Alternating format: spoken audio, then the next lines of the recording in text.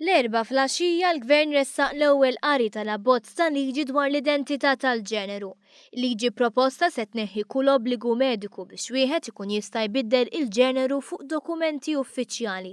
Dan għaliex wara bidla fiċ-ċertifikat ta' twelid, kull dokument uffiċjali ieħor bħal karta tal-identità, il-passaport jew riżultat ta' eżamijiet ikunu emendati sabiex ikunu konformi mal-identità tal-ġeneru. Dan l-abbozz jipproponi wkoll li l-ġeneru ta' tfal intersex ikun stabbilit sal-età ta' 14-il sena u mhux sa 3 ijiem wara li jitwieldu kif inhi l-liġi preżenti. Il-Ministru Helena Dalli fissret kif din il-liġi se ġġib bidla kbira fid-drittijiet u r-rikonoxximent li se jingħataw għall-ewwel darba f'pajjiżna persuni trans u intersex.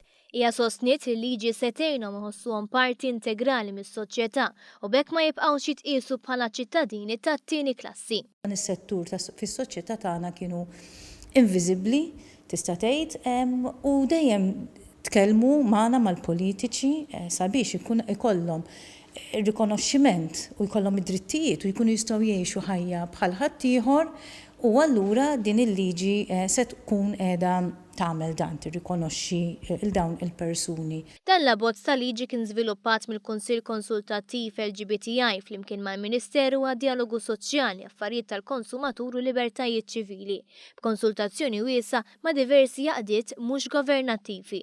Dan l-abbozz huwa miftuħ għal konsultazzjoni pubblika online sa 30 ta' Novembru.